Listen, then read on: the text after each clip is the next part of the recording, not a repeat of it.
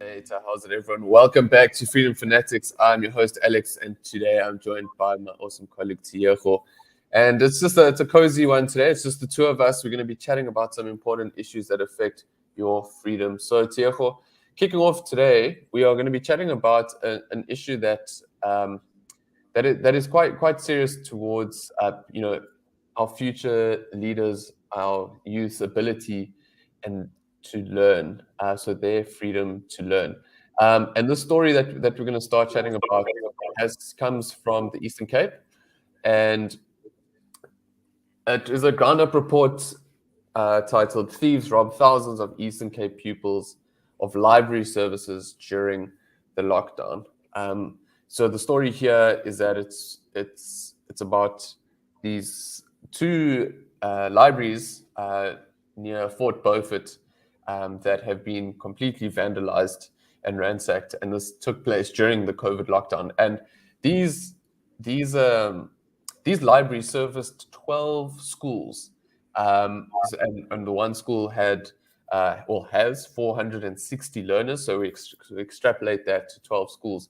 That's a lot of kids that are relying on these facilities. The windows were smashed, the playgrounds were vandalized. There's a lot going on here. Obviously stuff was stolen. Fences were stolen. I mean, it's pretty wild. And then if we just look at this photo from the one library, you can actually see the vandalism is pretty horrific. And now there are people who have taken up residency in the library itself. So it is now being used as a bit of a drug den and a haven for the homeless. Now, Tiejo, what are your thoughts on this, particularly with regards to, we saw a lot of schools getting vandalized during the lockdown. Generally public services, the security of public services is an issue across the country. But let's start with speaking about the aspect of, this impeding people's ability to actually learn. Sure. Well, I think the first thing that comes to mind is a question, really. One asks himself after having read this article, what really is going on in the heads of people who are in charge of the municipality that's in charge of this library, right? Do they care at all about the public? Do they care at all about the future of our learners? Do we have the right people in place? I mean, it's a disgrace what has happened in that area. It doesn't even make logical sense. How do you have a library with computers, with TVs inside, furniture and everything, yet you don't have security guards to ensure that everything is kept safe, but security guards to ensure that even people who work in the library are safe, So this story is very disappointing at many layers, at many levels. It's a disgrace. It's a disgrace what has happened in the area. But I do think that community members really, members of that particular community really need to stand up and begin to hold the municipality to account for its failure to ensure that the public library is protected. Number one, we pay politicians, like I always make reference to. Number two, administrators who work at that municipality are paid by us citizens through taxes, through municipal rates, through many other forms that we do give money to the government, right? Citizens now need to stand up and start holding politicians accountable for such things. We can't continue to tolerate such. Things are not looking good in the country. And this is happening everywhere, really. You have lots of libraries, lots of museums. I had a discussion, and I think you were part of the discussion, Alex. We had a discussion with my colleagues. This was 2 weeks back, and it was a discussion around the National Museum that's in Pretoria, as well, left without any protection, left without any bodyguards. They are very important, valuable portraits and work of art within the museum in itself. Some of the work are worth millions and millions of rand. That we have such a museum standing there without security guards, without working cameras, without any means of ensuring that things within the building are safe is really shameful and a disgrace. I guess the problem though is that it extends so far and wide. I mean, we had our National Assembly burnt to the ground. That was one guy who went in and committed, or at least the current investigation makes it appear that there was one guy who breached security at Parliament. Just after the new year. We have train tracks that are getting stolen in literally getting ripped out of the floor, vandalism of trains, and people literally squatting on train tracks in Cape Town. So I think let's maybe try and look towards like some solutions. When we speak a lot about citizens need to hold their municipal officers to account, the government to account. And here in the Eastern Cape Library story, the parents blame the Raymond Mhlaba local municipality for not letting it be looked after. So I guess the issue is a lot broader. I think Teko, is it maybe just a symptom of just general government mismanagement across the board? Yeah, I don't even think it's a matter of just mismanagement, but a matter of us being led by an incompetent bunch of people, people who are very selfish, prioritize their own pockets, and really couldn't care any less about citizens and whether they get services that they should be getting or not. But I think you are correct. We should come up with solutions. So I grew up in a township called Luwahumu, and I think I've made reference to this before. And growing up in Luwahumu, we had forums, for example, in the community. So whenever such an issue happened, those forums would come together, head to the council, Luwahumu Council, Lepelengumbi Council, and put forward their complaints, cries, and where necessary, even go to the extent of taking illegal election against the municipality, right? So I think what would work is if communities came together, started forums that really look at the daily operations of the municipality. Of course, you can't look at the day-to-day runnings, but at least some of the most important runnings and things that have to do with people directly, right? We should have forums of people who look at these things, come back and communicate with community members. They should elect representatives, of course, who go to represent them in council, come back, report back to the community as to what has went on in the municipality. But I think the crisis extends way further than just us having libraries, your museums, and train stations without security guards. In some areas, you do have security guards, but the security guards are simply not the right people for the job. You find someone with a very big stomach, who's clearly not healthy, not in the good body state to be a security guard, even in such instances. Stomach in, chest out. Exactly, stomach in, chest out. So you find someone with a big mukaba there, being called a security guard at the department or at a school or somewhere. And stay rest assured, man, if criminals who can run fast were to get into some of those areas, we'd still have a crisis because these people won't be able to run after them. I remember at Rhodes University, a lot of security guards that we had at the institution were either too old or very fat, really. And I've always wondered, if a serious situation does come that needs the response of the security, what's gonna happen, really? So we really need to first elect the right people into positions, people who truly care about our society.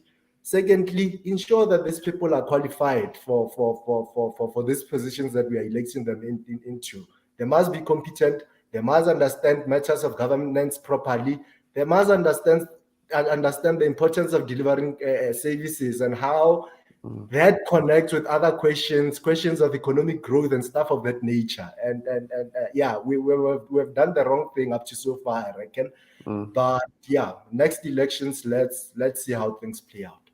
Yeah, for sure. I think the main takeaway is that communities can't rely on the government. It's all very well blaming the government, but I think there is something to be said for taking what you get, and these affect schools.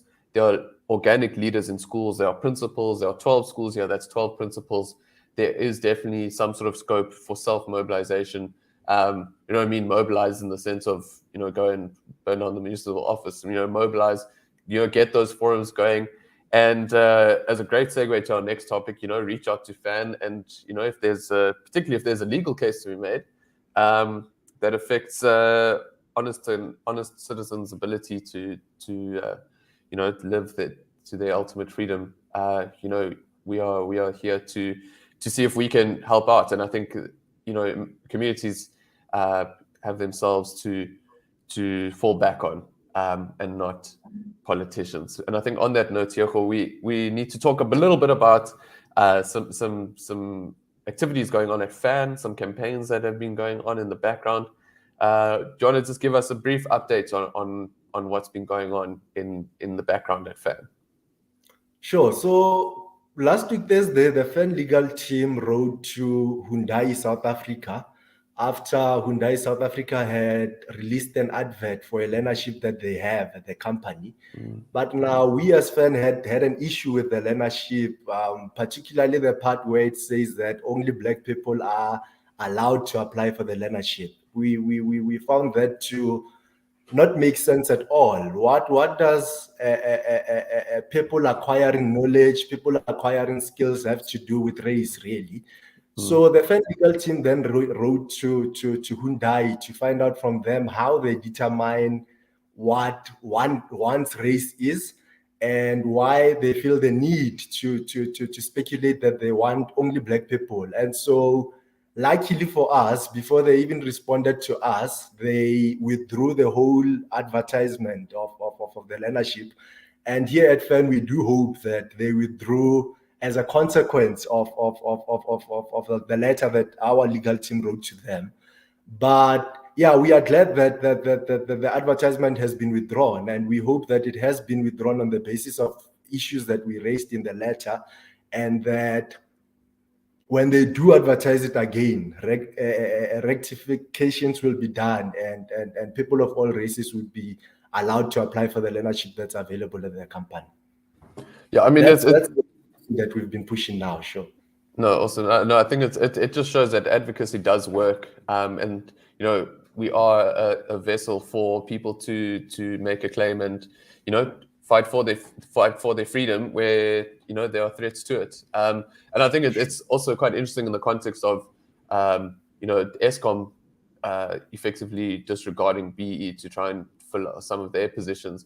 But I think what's interesting about this case is Hyundai was basically making explicit what's implicit. I mean, I've seen, before my FAN days, looking at job advertisements for places that was, we have diversity targets. I can't even remember the framing. It was just, you just knew that what they were trying to angle for in their position. But, pressure does work. And I think, these kind of very explicit issues are definitely worth tackling.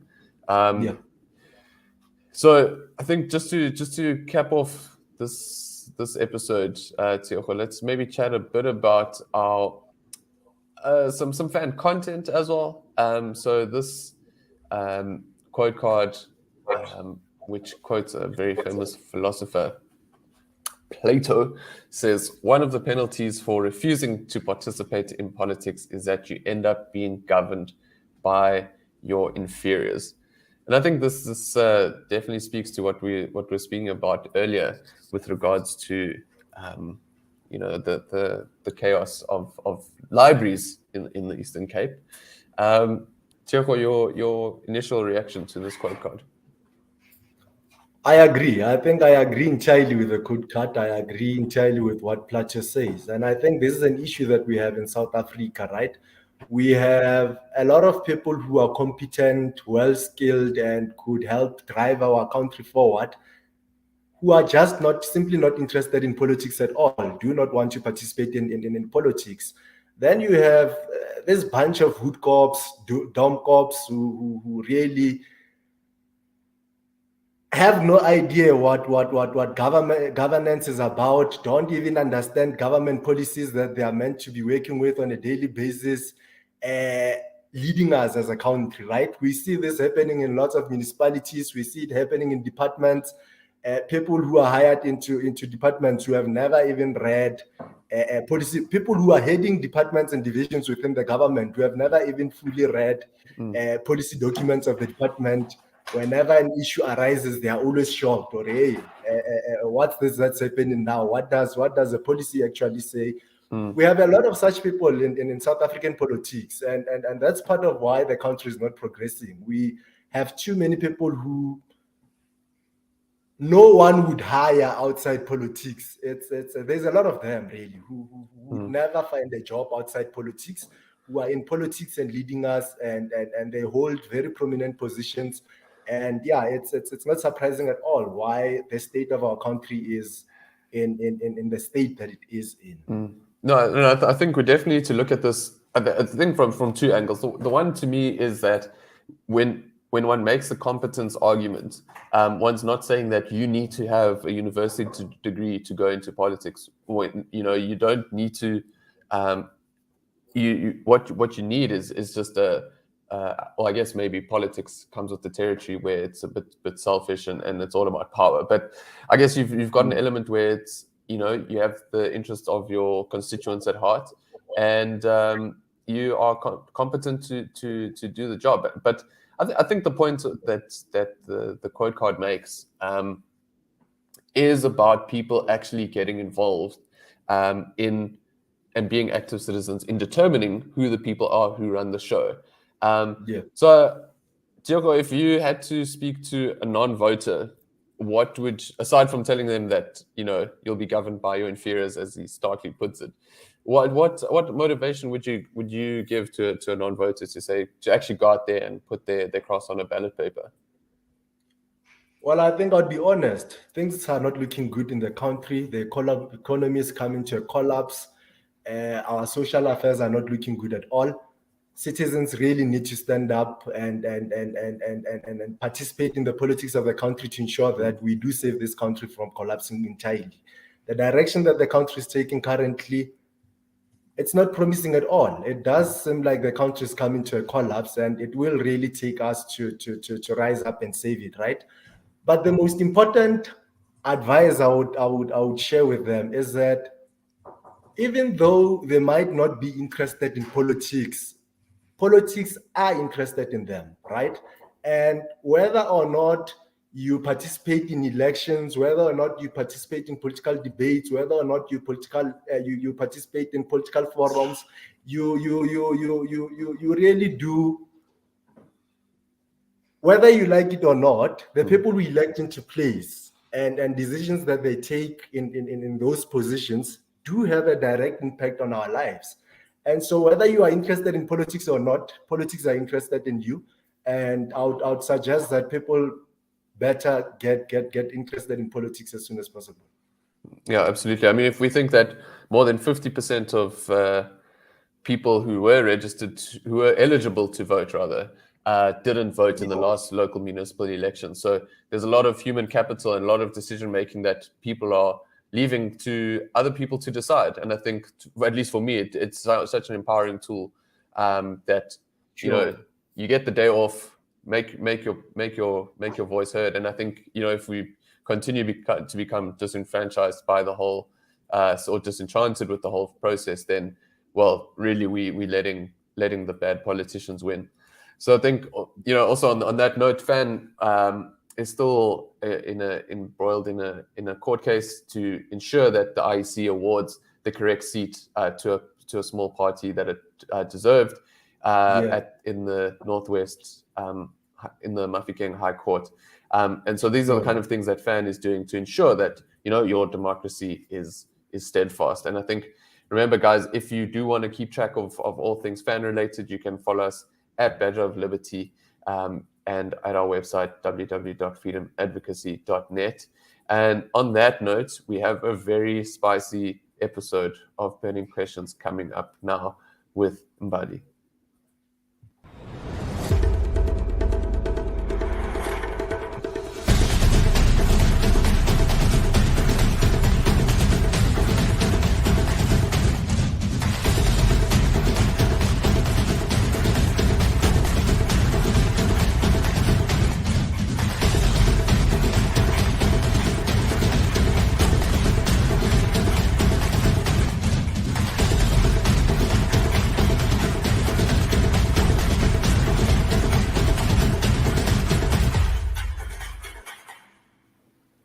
Hello and welcome to a spicy Burning Questions, as Alex has said.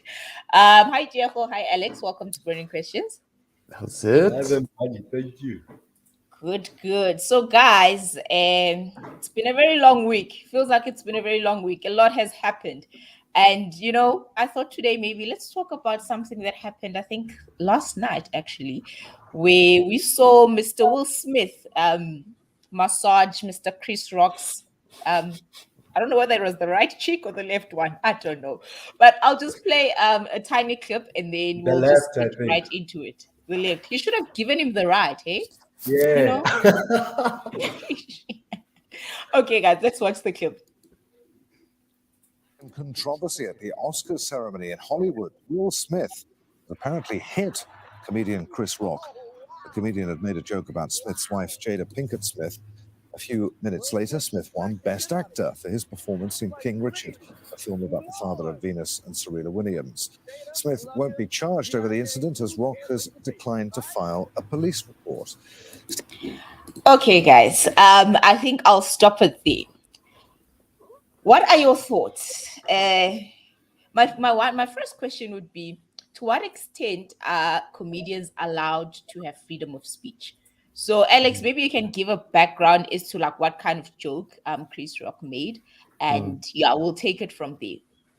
Yeah, for sure. So I guess here, Chris Rock made a joke about Will Smith's wife and her hair loss, which is attributed to a disease called alopecia, which can lead to hair loss, and that indeed is the case. And so he took the Mickey out of it, with reference to a action figurine, really. And so that's where the joke comes from. That's what it was. And then this was the reaction to it. The reaction to it. Diego, do you think the reaction was called for? Because I think where I've posted the video, you can see Will Smith is chuckling or he's laughing. I personally think it was out of shock that this person just makes such a joke. I don't know. Diego, what do you think? Well, I think, let me first comment on the joke in itself, right? I don't think I don't think it goes against the principle of freedom of expression and what comedians are allowed to speak about, right? I think it's a fair thing. Chris Rock is a comedian. I think he can make jokes around such things. But at a human level, I think Chris Rock could have been a bit more compassionate, man. A little bit more compassionate at a human level. But at a principle level, there's really nothing wrong with what he did. He's a comedian. Comedians make jokes out of realistic situations, whether we agree with them or not. But at a human level, I think he could have done better, much better. So human level, he could have done better, but as a comedian, he was just doing his job. I reckon. Okay. Yeah. All right. Mr. Alex, what do you think about Will Smith's reaction? And the fact that after that smack, he goes on to win an Oscar and he brings out the tears, man. I have a lot to say about that, but I'll give it to you. No, I think let me throw it back. What do you? Fam, why would you do that? gut? What is your Why would you gut? do that, man? No, I don't know. Okay, firstly, I'm two ways about it. I think obviously Chris Rock was doing his job in terms of whatever he was joking about, but as Diego has said, at a human level, it was a bit distasteful. You can't joke about someone's health issues. They didn't ask for that kind of disease. And then Will Smith standing up for his wife, I thought, I think he did a good thing because there were a series of videos, or video rather, that I saw of Chris Rock still bashing Jada. So I think it was a build up of things, that it's like he just hit that one nerve and he was like, I am not gonna let this one go. I think that was good. But then what I didn't like is when he was giving his acceptance speech of the Oscar, he's now bringing on the tears, and he didn't really apologize to Chris Rock. He was just like, I could have acted a different way, blah blah blah blah blah blah blah. I felt like he was a bit manipulative, and also the fact that no one stopped him when he was going up the stairs. Isn't that like a big production whereby there's security on standby? When someone is on stage, no one else can like disturb them. Do you understand? So is it like, is Will Smith special? At the end of the day, I feel like it's also a case of assault, even though Chris Rock was like, he's not gonna press any charges. But it's just like those dynamics of, is Will Smith special? Are we actually allowed to go around smacking people who've made a joke about the fact that your wife is bald? Yeah, I think Like- what for me, what's important here is like now we're having this discussion, and that's why we're talking about it on Burning Questions on a fan platform. Is it's about what are the terms of engagement? Are people able to cordially, obviously people have disagreements all the time, but there are terms of engagement, and there are ways that a civilized society can actually function. And when we see like I'm thinking of issues in Parliament, when politicians start throwing punches and shouting, "Pay back the money," and then disrupting the proceedings. Things can't. An entity can't function when there's violence, and I think that is, in essence, is what's at play here. And for me, and from a fundamental sort of freedom of speech point of view, it's also, it sets a bit of a precedent, it's in terms of who gets reprimanded and who doesn't. And to me, that's fundamental. Chris Rock is hired to make jokes. He's a comedian. It's what comedians do. Obviously, it's an emotional thing, and I think what's important though is that you do bring up a bit of the context. Sort of in a metaphorical sense, this was maybe a last one jab too far. But in another sense, if you want to outsource your role models to celebrities, it's always a risk that it's going to backfire. But whether we like it or not, celebrities are role models. And I think this kind of behavior is very, very disappointing. And I think there is an element here. But wait, fam, a quick one. I think it's all Jane's here. Now, this question is not directed to me, obviously, But let's say this was your wife and you chilling in South Africa, SEFTA Awards or something. And who's a South African comedian? Fan podcast of the year. Yeah, we've lost Trevor Noah. So I think let's say Trevor Noah. Trevor Noah now cracks a joke about either of your wives, whether Alex or Diego's wife. What is your reaction? How would you have reacted in this case? I would like to think that I would be pretty civil. We've seen a lot of stuff on social I'm sure media. everyone was going to say, yeah, I would have been civil. Yeah, no, look, I think that's kind of the minimum that one expects. And I think that's why this is such a shock, is because it is so unexpected.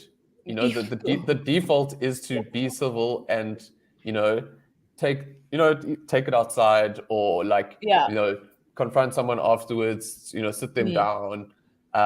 And that's what you come to expect from civil discourse. Obviously, but what if he's tried sitting him down? What if he's tried sitting him down and it's never worked? Oh, yeah, I guess that we'll have to wait and see, right? And if it is the case, then and he's gone one step too far. Look, I understand, he's, they've got some interesting dynamics with their marriage that people don't necessarily comprehend. So it's nuanced, and I think that's why it's important to have these discussions. It's not clear cut, but regardless, I think where there's violence, we need to it needs to be condemned. Some people do deserve a beating, though. But Diego, what are you? What is your chat? Would you defend your wife? I don't know how I would react to such a situation, right? Because I've never been in such a situation before. But I don't whether I would have reacted the same way Will Smith reacted, or how Alex would react. I think that's neither here or there, really. Okay. The important thing is that we have freedom of speech. Yeah. And comedians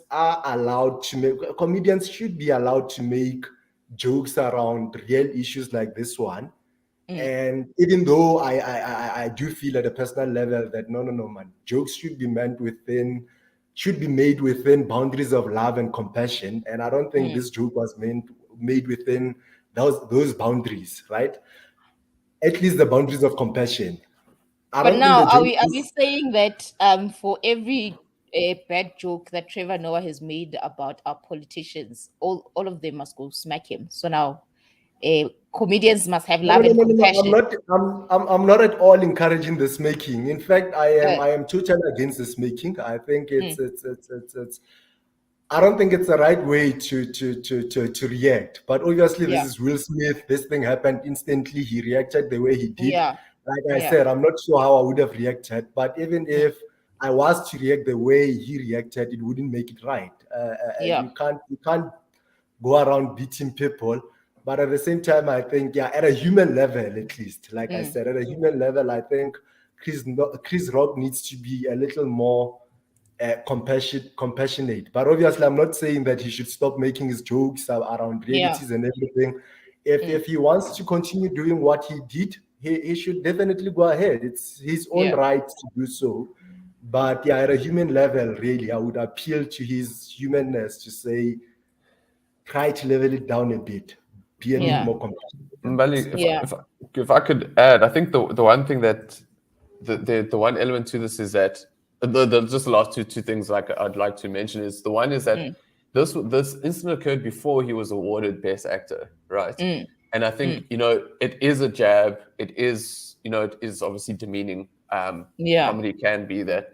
Is that it actually could have been set up for him to be the absolute hero of the night. It's like you get shouted at, you get teased, and yet you come out with literally the most esteemed prize of the night. And then it just blew it. And I think the last thing is for me is really just that, if we have kids who watch us and then go around the playground just hitting people after they disagree because they I don't know, tease them about their scuffton, then it's a slippery slope from there. And that's why freedom of speech is and it is so important. Yeah, it definitely is. But is there what can I call it? Maybe a boundary or benchmark as to this is where freedom of speech ends? Or is it an ongoing thing whereby a person is allowed to say anything about whoever they want to say, however they want to say it? Either or, anyone can answer this. Tiago, do you want to have a go first? I think once you start insulting people, once you start insulting people, that's where the issue is. And once you start saying things that are demeaning, that's where the issue is. Yeah, that's where the buck stops. Okay. Yeah, I think it is a tricky one, and I think it's a conversation to be had because I think there's a line between insult and offense, and then obviously things like hate speech and discriminatory language. And I think in South Africa we tread a very fine line when it comes to discriminatory language. There's there was that whole you can name them. We had Vicky Mongberg, we had Katzavelos, we had Penny Sparrow. These were legal cases, and there's merits and arguments in each direction. But I think that's the point, is that speech is very delicate. But we need to be very careful before we start censoring people and making precedents for people not feeling comfortable to express themselves. So, and I think, it just, you don't want people to go around being scared to say stuff. And that's just, that's what I fear will happen. Yeah, no, definitely. Imagine you just walking around being scared because someone might smack you. Exactly. But yeah, guys, I think we've come to an end of our little spicy episode. And to you at home, don't go around smacking anyone and don't say things that will get you smacked. Okay. Remember, your freedom is worth fighting for.